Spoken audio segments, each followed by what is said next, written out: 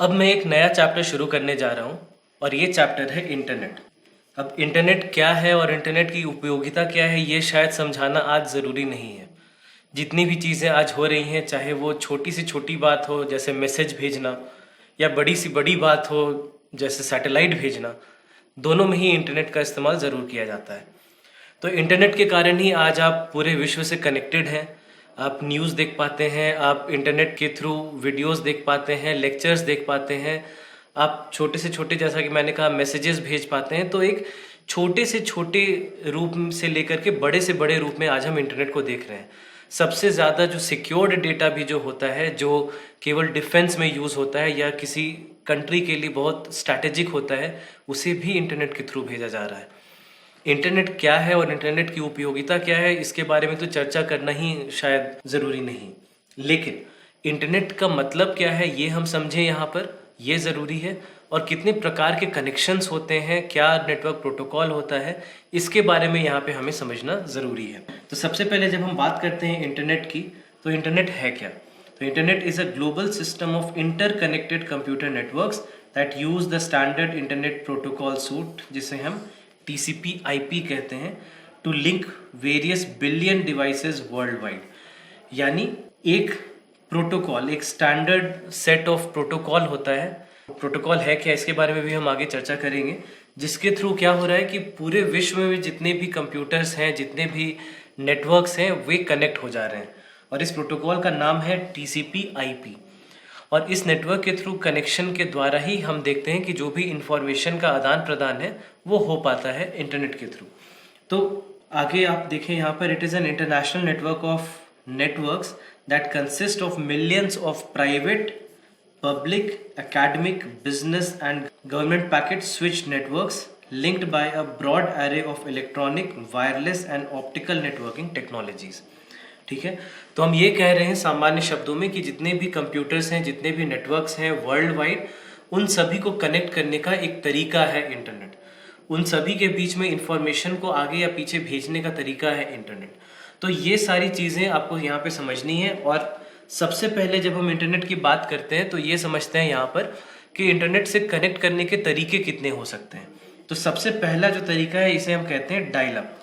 तो dial up में क्या होता है, जैसा कि आप यहाँ पे देख सकते हैं, dial up connections require users to link their phone line to a computer in order to access the internet.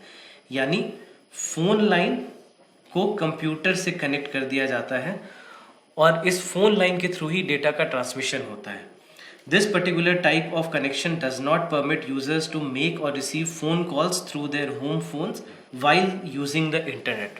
यानी कि जिस समय इंटरनेट का यूज़ कर रहे हो आप, उस समय फ़ोन आप यूज़ नहीं कर पाएंगे, क्योंकि डेटा कनेक्शन की तरफ हम रुख मोड़ देते हैं, जो भी डेटा नेटवर्क है उसका, और जो टेलीकम्युनिकेशन है उसे हम रोक देते हैं। तो डायल अप नेटवर्क्स जो है वो आज के दिन में तो काफ़ी कम यूज़ होते हैं, आप लगभग देखेंगे कहीं पर यूज़ नहीं हो रहा है। लेकिन शुरुआत में जब इंटरनेट कनेक्शन भारत में आया था तो ज़्यादातर जो कनेक्शंस होते थे वे डायल अप कनेक्शंस होते थे, जहाँ पर कि फ़ोन लाइंस के थ्रू आपको इंटरनेट की सुविधा प्रोवाइड की जाती थी। और अगर आप इंटरनेट यूज़ कर रहे हैं तब आप फ़ोन नहीं यूज़ कर सकते, और अगर आप फ़ोन यूज़ कर रहे हैं तो आप इंटरनेट नहीं यूज़ कर सकते। लेकिन आज के दिन में ऐसा नहीं होता। आज के दिन में आप ये देखेंगे कि आप दोनों ही बड़े आराम से यूज़ कर सकते हैं, चाहे वो आपके घर का नेटवर्क हो, चाहे आपका वो मोबाइल का नेटवर्क हो। मोबाइल के नेटवर्क में भी जब हम LTE टेक्नोलॉजी में वोल्टे का इस्तेमाल करते हैं, आपने वोल्टेज शब्द के बारे में सुना होगा, तो ये क्या है, वोल्टे में VO जो है वो है वॉइस ओवर। यानी कि जिस समय आप बात कर रहे हो उस समय भी आप इंटरनेट को यूज़ कर पाएँ। फ़ोन में ये सुविधा काफ़ी दिनों तक उपलब्ध नहीं थी। आपके लैपटॉप्स में, आपके कंप्यूटर्स में तो ये सुविधा आ गई थी, लेकिन फ़ोन में कई दिनों तक ये समस्या बनी हुई थी। लेकिन वोल्टे के आने के बाद से हमने ये देखा है कि फ़ोन्स में और टैबलेट्स में भी ये समस्या अब दूर हो गई है। उसके बाद दूसरा है ब्रॉडबैंड। तो ब्रॉडबैंड क्या है? This is high speed internet connection which is provided through either cable और telephone companies. The term broadband is shorthand for broad bandwidth. ठीक है, तो ब्रॉड बैंडविड्थ के लिए ब्रॉडबैंड शब्द का यूज़ होता है। अब दो तरीके से हम ब्रॉडबैंड को यूज़ करते हैं, एक है DSL और एक है केबल। तो DSL क्या है? DSL सबसे पहले तो डिजिटल सब्सक्राइबर लाइन के लिए यूज़ होता है। uses existing two-wire copper telephone line connected to one's home, so service is delivered at the same time as landline telephone service. Customers can still place calls while surfing the internet. तो यहाँ पर सबसे पहली change हम देख रहे हैं कि डायल अप में हम ये बात कर रहे थे कि जब आप फ़ोन यूज़ कर रहे होंगे तो इंटरनेट नहीं, और जब इंटरनेट यूज़ कर रहे होंगे तो फ़ोन नहीं यूज़ कर सकते हैं। लेकिन जैसे ही हम डिजिटल सब्सक्राइबर लाइन के थ्रू ब्रॉडबैंड का इस्तेमाल करना शुरू कर देते हैं, तब वहाँ पर आप ये पाएंगे कि आप दोनों ही सर्विसेज आराम से एक साथ यूज़ कर सकते हैं। उसके बाद cable internet connection is a form of broadband access through the use of a cable modem. Users can access the internet over cable TV lines. तो आपने देखा होगा कई घरों में आजकल जो लाइंस प्रोवाइड किए जा रहे हैं इंटरनेट के, वो केबल्स के थ्रू आते हैं कि आपके यहाँ एक मॉडेम लगा दिया जाएगा, एक वाईफाई राउटर लगा दिया जाएगा, जहाँ तक केबल्स आकर के कनेक्ट हो जाते हैं, और ये केबल्स के थ्रू ही इंटरनेट को यहाँ तक प्रोवाइड किया जा रहा है, जहाँ से राउटर या आपके मॉडेम के थ्रू आपको इंटरनेट प्रोवाइड किया जा रहा है। तो यहाँ पर बीच में कोई भी टेलीफोन लाइन नहीं आई। जहाँ पे हम डीएसएल की बात कर रहे हैं, तो डीएसएल में कंप्यूटर में जो कनेक्शन हो रहा है इंटरनेट का, वो टेलीफोन लाइंस के थ्रू हो रहा है। लेकिन जब हम केबल कनेक्शन की बात करते हैं तो ये जो है यहाँ पर टेलीफोन के थ्रू नहीं हो रहा है। कनेक्शन ला करके आपके घर तक, आपके मॉडेम तक पहुँचाया जाएगा, और मॉडेम के थ्रू इंटरनेट को आगे ट्रांसमिट किया जाएगा। ये हो गया ब्रॉडबैंड। इसके बाद अन्य प्रकार के जो वायरलेस कनेक्शन है, पहले डायल अप जो कि वायर्ड था, ब्रॉडबैंड जो कि वायर्ड था। अब हम आते हैं वायरलेस कनेक्शन की तरफ। तो wireless connection enables wireless connectivity through the internet via radio waves rather than wires on a person's home computer, laptop, smartphone और सिमिलर मोबाइल डिवाइसेस। ठीक है, तो यहाँ पर वायरलेस कनेक्टिविटी हो रही है। वायरलेस कनेक्टिविटी कैसे हो रही है? रेडियो वेव्स के थ्रू। तो अगर मान लीजिए क्वेश्चन आपसे ये पूछा जाता है which of the following is used in wireless connections, और ऑप्शंस दिए जाते हैं, तो सही ऑप्शन होगा रेडियो वेव्स। बाकी हो सकता है कि डीएसएल एक आपको ऑप्शन दिया जाए, केबल ब्रॉडबैंड एक ऑप्शन दिया जाए, डायल अप एक ऑप्शन दिया जाए, तो याद रखेंगे रेडियो वेव्स सही आंसर है। उसके बाद दो तरह के वायरलेस कनेक्शंस अब देखते हैं। पहला है वाईफाई। तो वाईफाई आज अब बहुत चर्चित टर्म के रूप में इसे देखते हैं, और आप सबको शायद पता हो कि वाईफाई में क्या होता है। वाईफाई में एक सेंटर पे एक मॉडेम रखा होगा, जिसके थ्रू रेडियो वेव्स के थ्रू इंटरनेट के कनेक्शन को चारों तरफ प्रोवाइड किया जाएगा, और आपके फ़ोन में, आपके लैपटॉप में, आपके दूसरे डिवाइसेस में एक वाईफाई का आपको एक बटन दिखेगा। आप वाईफाई के पास जाएंगे और जो भी नेटवर्क सबसे पास में होगा उससे आप कनेक्ट हो जाएंगे। तो वायरलेस फिडेलिटी यानी WiFi allows high speed internet connection without the use of cable और wires. Radio frequency bands are used in place of telephone और cable networks. One of the greatest advantages of wireless internet connections is that it is always on connection that can be accessed from any location that falls within the network coverage. अब जहाँ तक हम broadband की बात कर रहे हैं, तो वहाँ पर एक प्रॉब्लम है वायर। तो जितने भी कंप्यूटर्स होंगे आपको सबके लिए एक वायर बिछानी होगी, सबको आपको वायर से कनेक्ट करना होगा, ब्रॉडबैंड से कनेक्ट करना होगा। ये बहुत मुश्किल हो जाता है। लेकिन जब एक बार हमने वाईफाई का यूज़ शुरू कर दिया, तो आपने एक सेंटर पे एक कनेक्शन रख दिया है, एक मॉडेम रख दिया है, एक राउटर रख दिया है, और उस राउटर के थ्रू आप नेटवर्क किसी एक एरिया में प्रोवाइड करा पा रहे हैं। ये इस बात पे डिपेंड करता है कि जो भी वाईफाई राउटर आप यूज़ कर रहे हैं उसका रेंज कितना है। अगर उसका रेंज 20 मीटर का है तो वो 20 मीटर के रेडियस में कनेक्ट कर लेगा। अगर उसका नेटवर्क अच्छा है, स्ट्रॉन्ग है और 100 मीटर तक कर सकता है, तब 100 मीटर तक आप देखेंगे कि इंटरनेट आराम से यूज़ किया जा सकता है इस वायरलेस वाईफाई के थ्रू। उसके बाद दूसरा वायरलेस कनेक्शन होता है मोबाइल। तो many cell phones and smartphones providers offer voice plans with internet access. Mobile internet connections provide good speeds and allow you to access the internet on the गो।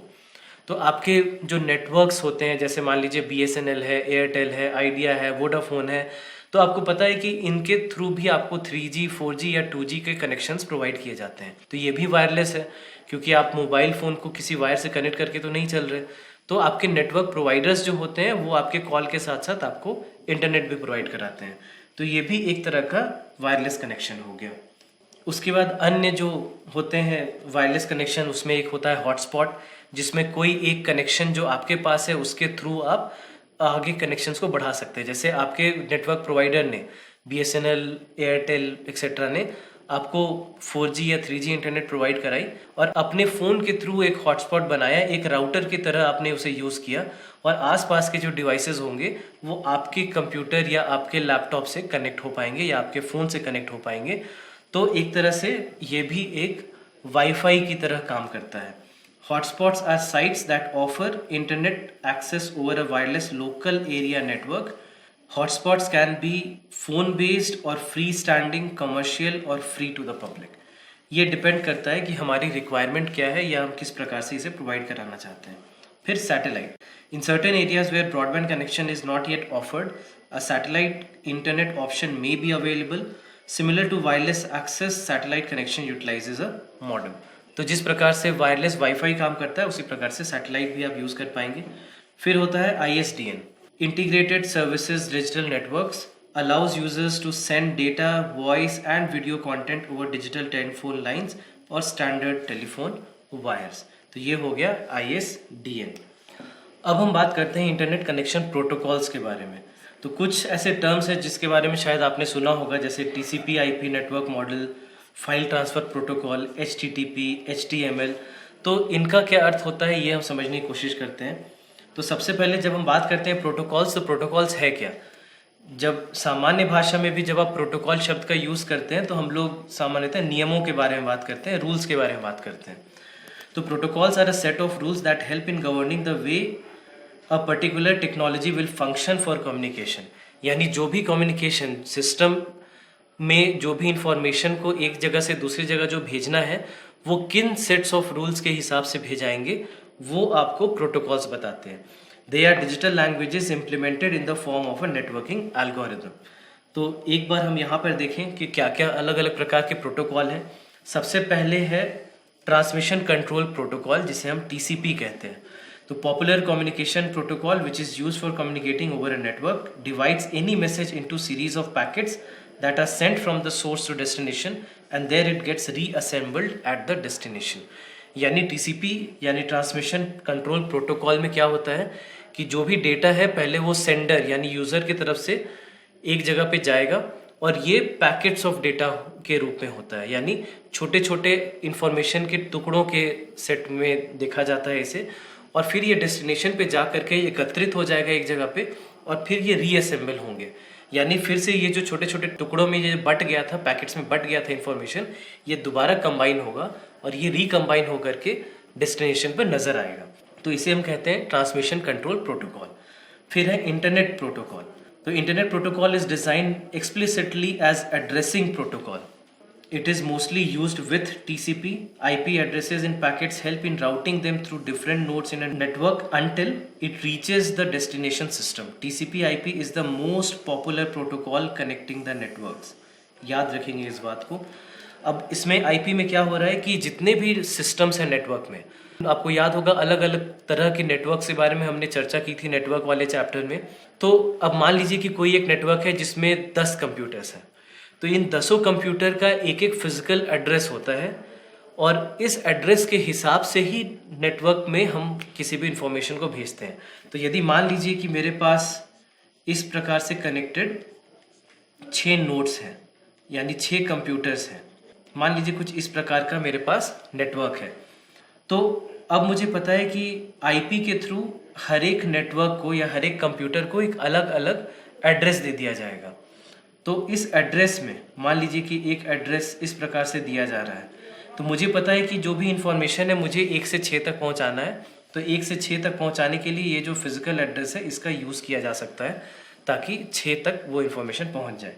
इसे हम internet protocol कहते हैं क्योंकि ये internet के through connected होता है। तो एक तरह से बस याद रखिए कि एड्रेस इसके हिसाब से दे दिया जाता है और जब दोनों को एक साथ यूज़ करते हैं तो इसे हम TCP/IP प्रोटोकॉल कहते हैं। तो इंटरनेट में सबसे पॉपुलर जो प्रोटोकॉल है वो है TCP/IP। इसके बाद है पोस्ट ऑफिस प्रोटोकॉल। तो POP3 जिसे हम कहते हैं is design for receiving incoming emails. तो जो भी इनकमिंग ईमेल्स हैं उसके लिए जो सेट ऑफ रूल्स यूज़ होते हैं उसे हम कहते हैं पोस्ट ऑफिस प्रोटोकॉल यानी POP। फिर है सिंपल मेल ट्रांसपोर्ट प्रोटोकॉल। तो it is design to send and distribute outgoing email. तो इनकमिंग ईमेल के लिए POP और आउटगोइंग ईमेल के लिए SMTP। तो याद रखना है इन दोनों को आपको फिर है फाइल ट्रांसफ़र प्रोटोकॉल।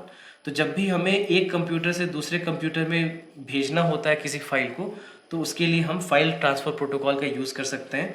तो कुछ भी हो सकता है, ये आपके वीडियोस हो सकते हैं, इमेजेस हो सकते हैं, डॉक्यूमेंट हो सकते हैं, प्रोग्राम फाइल्स हो सकते हैं, कई किसी भी प्रकार के डॉक्यूमेंट को आप फाइल ट्रांसफ़र प्रोटोकॉल के थ्रू एक कंप्यूटर से दूसरे कंप्यूटर भेजते हैं।